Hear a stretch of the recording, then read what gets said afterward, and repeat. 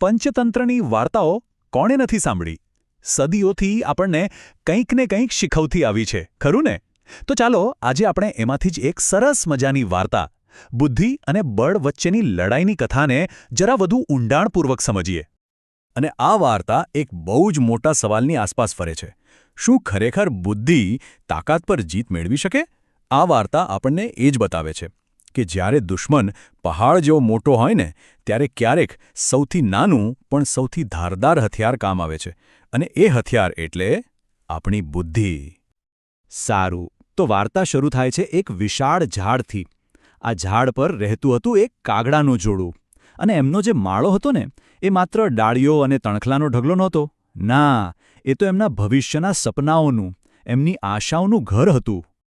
દર વર્ષે એ માળો નવા ઈંડાઓથી ભરાઈ જતો અને દરેક ઈંડા સાથે એમની એક નવી આશા બંધાતી હતી કે આ વખતે એમના બચ્ચાઓ આ દુનિયામાં આવશે, એમની નવી પેઢી આગળ વધશે.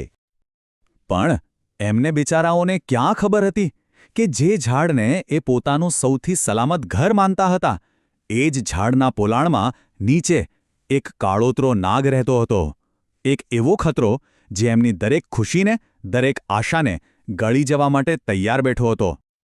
અને પછી દર વખતે એ જ થતું જેનો એમને સૌથી વધુ ડર હતો. જેવી કાગડાની જોડી ચણ શોધવા જાય કે તરત જ પેલો નાગ ધીમે રહીને ઉપર ચડી આવતો અને એક પછી એક બધા જ ઈંડા ખાઈ જતો. વિચારો તો ખરા, આ દુઃખદ સિલસિલો એક બે વાર નહીં પણ વર્ષો સુધી ચાલ્યો. બિચારા કાગડા દંપતીની બધી જ આશાઓ પર પાણી ફરી વળ્યું હતું. હવે એમની પાસે શું બચ્યું હતું? બસ બે જ રસ્તા હતા.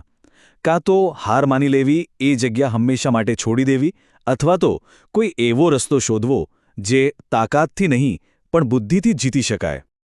અને કાગડો એ વાત બરાબર સમજી ગયો હતો કે નાગ સાથે સીધી લડાઈ એ તો મોતને સામેથી બોલાવવા જેવું હતું. ક્યાં નાગનું ઝેર અને એની તાકાત, અને ક્યાં પોતે? ના, આ લડાઈ જીતવા માટે શક્તિ નહીં પણ યુક્તિની જ જરૂર હતી. અને આવી યુક્તિ માટે કોનાથી સારો સલાહકાર મળે? એટલે જ એણે નક્કી કર્યું કે જંગલના સૌથી ચતુર પ્રાણી પાસે જશે. હા, એક શિયાળ પાસે. એને ખાતરી હતી કે શિયાળ પાસે ચોક્કસ કોઈ એવી તરકીબ હશે જે એના આ મહાકાય દુશ્મનને માત આપી શકે. તો કાગડાએ શિયાળને પોતાની આખી દુઃખભરી કહાણી સંભળાવી. શિયાળે બધું જ ધ્યાનથી સાંભળ્યું. અને પછી એની આંખોમાં એક અજીબ ચમક આવી. એણે જે યોજના બતાવીને એ સાંભળવામાં થોડી જોખમી જરૂર હતી, પણ એટલી જ અદ્ભુત પણ હતી. શિયાળની સલાહ એકદમ સિમ્પલ હતી, પણ હતી બહુ જ ધારદાર. એણે કહ્યું, જો દુશ્મનને મારવા માટે આપણે જાતે હાથ ગંદા શું કામ કરવા? આપણે કોઈ બીજાની તાકાતનો ઉપયોગ કરીશું અને સાપના દરને જેની કબર બનાવી દઈશું. બસ આટલું સાંભળતા જ કાગડાના મનમાંથી બધો ડર ગાયબ થઈ ગયો. હવે તો બસ એક જ ધૂન હતી, શિયાળની યોજનાને કોઈ પણ હિસાબે પાર પાડવી. અને તરત જ પોતાના આ ખાસ મિશન પર નીકળી પડ્યો. તો પ્લાન મુજબ કાગડો સીધો જ ઉડીને પહોંચ્યો રાજ્યના ભવ્ય મહેલમાં. ત્યાં જઈને એણે આમ તેમ જોયું અને એકદમ યોગ્ય તકની રાહ જોવા લાગ્યો. અને એને તક મળી પણ ગઈ.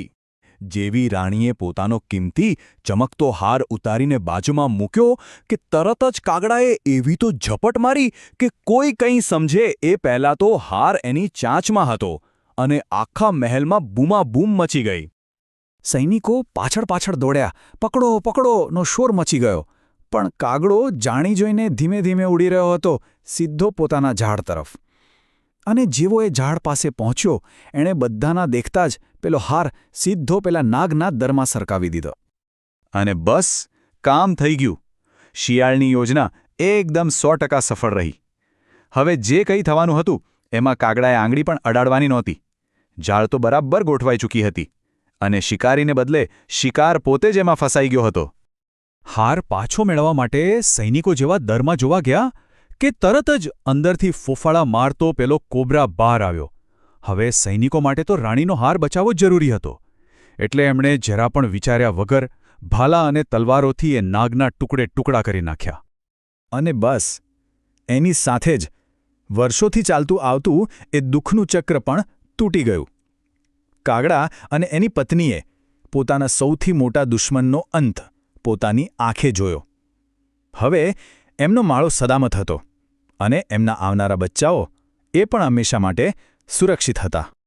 જુઓ, આ વાર્તા ભલે સદીઓ જૂની હોય પણ એમાંથી મળતો બોધ એ આજે પણ એટલો જ સાચો અને એટલો જ જરૂરી છે. તો સવાલ એ છે કે આખરે આ કથા આપણને શીખવી શું ગઈ?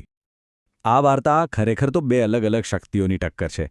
એક તરફ હતો કોબરા, જેની પાસે હતી તાકાત, હતું ઝેરનું ઘાતક શસ્ત્ર, અને બીજી તરફ હતો નાનકડો કાગડો, જેની પાસે હતું માત્ર એક જ હથિયાર, એનું ભેજું, એની બુદ્ધિ. અને અંતે જીત કોની થઈ એ તો આપણે સૌએ જોયું જ. અને પંચતંત્રોનો આ જ તો મૂળ સાર છે કે બુદ્ધિ અને સમજદારી આગળ ગમે તેવો બળવાન દુશ્મન પણ લાચાર બની જાય છે, ઘૂંટણીએ પડી જાય છે. અને અહીંયા સૌથી રસપ્રદ વાત કઈ છે ખબર છે?